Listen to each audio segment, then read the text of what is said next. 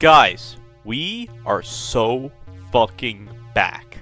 I have been given a new reason to keep going. We, as Batman fans, DC fans, comic book fans, and fans of movies in general, are completely thriving and now have hope. I gotta be totally honest, I just came. So, the Batman Part 2 has finally begun production, and we've gotten some news from the man himself, Matt Reeves. This started with Matt Reeves tweeting pictures of the camera testing for the movie with the hashtag snow tires, where we see the Batmobile in snow. So this confirms the speculation that this movie will take place in the winter, which is exciting. It seems as though this film takes place a couple months after the first movie, since the first movie took place in the fall and this movie takes place in the winter, which is very fitting. It just fills me with joy to see these images after years waiting for a sequel to the Batman and hearing about the constant delays. Also, I can't wait to see more shots of the film and see overall how the cinematography will look, because I know it'll be great. The first film had such amazing cinematography and was truly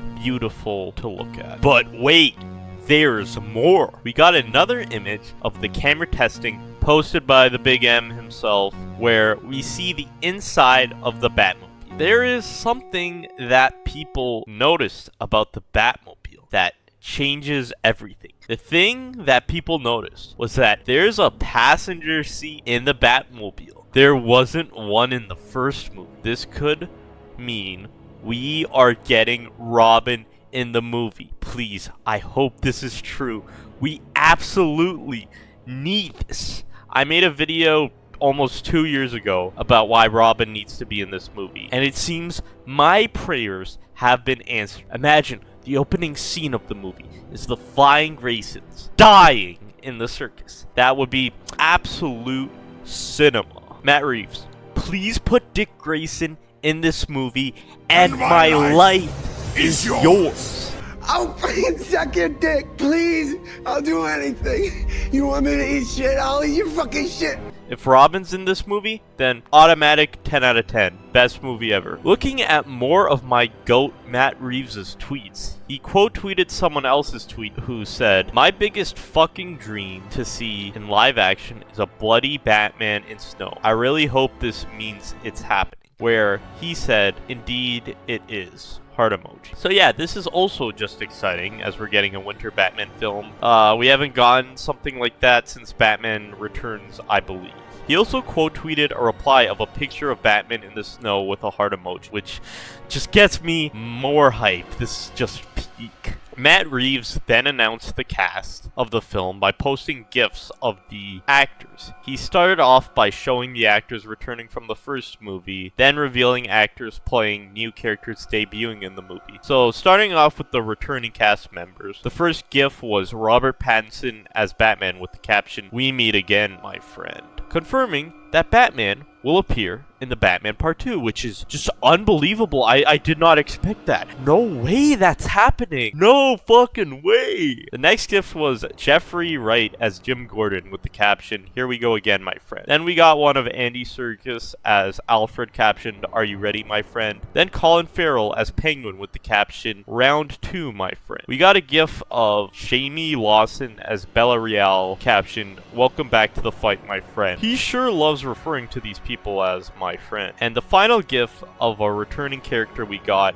was of Gil Perez Abraham as Officer Martinez with the caption, "Hey, Mr. Martinez." Yeah, all these returning actors make sense. Obviously, Robert Pattinson is returning as Batman, and of course, Alfred and Gordon are also returning because you can't really have a Batman movie without them. Penguin coming back also makes sense since he just got his own show that set him up to have a big role in the rest of the Batman saga as he took over organized crime in Gotham. Bella Real and Officer Martinez returning is also a given since Real is the mayor of Gotham and Martinez is one of the members of the GCPD. Zoe Kravitz's Catwoman was not one of these gifts. It's been heavily rumored that she will not be in the Batman Part 2, and and I think this just about confirms it. Maybe she'll have a cameo, I don't know. It makes sense since she left Gotham at the end of the Batman. Maybe they'll give her a TV series, who knows? Paul Dano's Riddler and Barry Keoghan's Joker were also not one of these gifts. I do think they'll probably appear in the movie, but not in a big role. Maybe we'll just see a scene at the end to see what they've been doing. I hope we get to see Paul Dano return. He was great in the first movie, and more of him would be good. Barry Keoghan, I don't really care. I don't really want to see Joker again. Now, let's get into the gifts of the new actors. First was a gif of Scarlett Johansson captioned, "Next exit Gotham. Welcome." The second gift was of Sebastian Stan, captioned, "In a Gotham state of mind. Welcome." The third one was Charles Dance with the caption, "Out of the shadows. Welcome." The next one is of Sebastian Coach with the caption, "Locked and loaded for Gotham. Welcome." The final gift was of Brian Tyree Henry, captioned, "Welcome to the party, man. ... So let me go over each of them individually. It has been rumored for quite some time that Sebastian Stan is playing Harvey Dent. I actually really fuck with this casting. He's most known for playing Bucky in the MCU, and I'd be excited to see him as Harvey Dent because he's a really good actor, and I think this role would fit him well. He actually played Trump in a movie, and I heard he did great in that. Now, with this being a Batman sequel that's going to have Harvey Dent in it, there's going to be a lot of comparisons to The Dark Knight. I personally didn't want them to use Two-Face since he's just so overused, and we've seen his origin story so many times. I actually think they can do something in this movie that was a missed opportunity in the Dark Knight trilogy. What they can do is have Harvey Dent in a movie and end with him getting his face messed up, and then the Batman Part 3 can have him as Two-Face. I honestly think it was such a mistake in The Dark Knight to kill off Harvey Dent right after he became Two-Face, when they could have had him as Two-Face in The Dark Knight Rises after having him be Harvey Dent in The Dark Knight. What I also hope they do is develop the friendship between Bruce and Harvey, so that way when he becomes a villain, it will feel more heartbreaking. I've also seen a rumor recently that he's not actually playing Harvey Dent, and it's speculated that he'll be playing Hush instead, which I also think he'll do a good job. It would also make sense for them to not want to use Two-Face. Like I said, they'd want to avoid Dark Knight similarities, and Hush is a villain that hasn't been adapted into a live-action movie yet. I do love the Batman Hush storyline, but to be honest, Hush himself is not a good character, but Matt Reeves could do something new and interesting with him. Now, let's get into Scarlett Johansson's role in the film. It's been rumored that she will be playing Gilda Dent, who is the wife of Harvey Dent. I find that to be pretty surprising since Scarlett Johansson is such a high-profile actress, and I expect her to play a bigger role than Harvey Dent's wife. I'd more expect her to play Poison Ivy, Vicky Vale, Silver St. Cloud, or even the Phantasm. We'll see what role she'll have in the film. Her playing Gilda is still just a rumor. Anyways, it'll be exciting to see Scarlett Johansson in another comic book movie since it'll have been 6 years since the last time she played Black Widow. Now she'll be in a more prestige comic book movie. I noticed that both the captions of the Dents mention something about entering Gotham. So maybe what happens in this movie is that the Dents are moving to Gotham. Since the previous district attorney was killed by the Riddler, maybe Harvey Dent is moving to Gotham as he just got a job as Gotham's new DA. It's rumored that this movie will be adapting parts of The Long Halloween, specifically the parts of Harvey Dent's origin, and his wife, Gilda Dent, was also a part of the storyline. I love The Long Halloween, but it would be weird for this movie to adapt it since the first movie was already heavily influenced by The Long Halloween, and this is one of Batman's most famous stories and has been already adapted multiple times. It would make more sense if this movie adapted Dark Victory, which is the sequel to The Long Halloween. Maybe this movie will only adapt some elements from The Long Halloween and will mainly be adaptations of other comics, like how The Batman was based on The Long Halloween, Year One, and Ego. Charles Dance is rumored to be playing Christopher Dent, who is Harvey Dent's abusive and alcoholic father. So it seems like this movie will be focusing a lot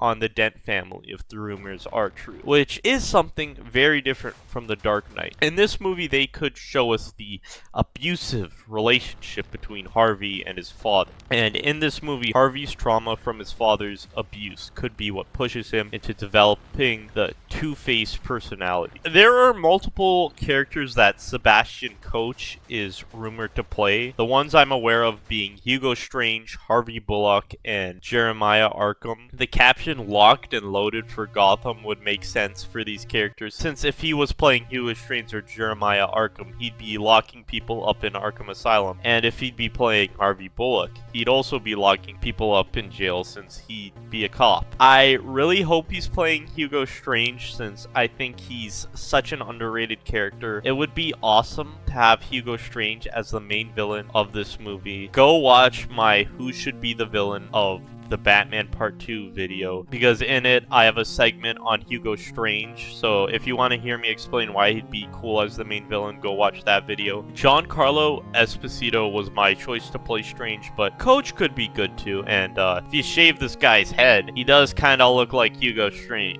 There has been a lot of speculation on who Brian Tyree Henry is playing. I've seen people saying Lucius Fox, but I don't think so, because usually Lucius Fox is older and Brian Tyree Henry is like around the same age as Robert Pattinson. He's only 4 years older than him. I've also seen people say Harvey Bullock. Again, I think he's too young to play him. Harvey Bullock is usually older. A character people have speculated him playing that I think would make more sense is Killer Croc. It'd be interesting to see this version of Batman go up against a crocodile man, since he's only fought normal humans. For those of you who think that this character is too fantastical for the Reevesverse, well, in the comics, at least originally, they might have changed it. Killer Croc is just a guy with a skin condition and not a literal crocodile human hybrid. So they can go with that origin for the movie. Something that people have pointed out is that the caption ends with the words "man ...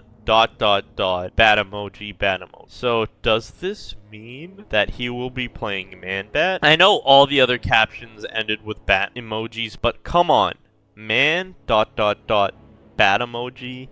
He had to know what he was doing, okay? There has to be a reason behind all these captions. This would be cool. I'd love to finally see Man-Bat in a movie. He's another underrated Batman villain. If you don't know Man-Bat's origin, Dr. Kirk, don't laugh, Langstrom was a scientist who lost his hearing, so he made a serum to bring it back using bat DNA.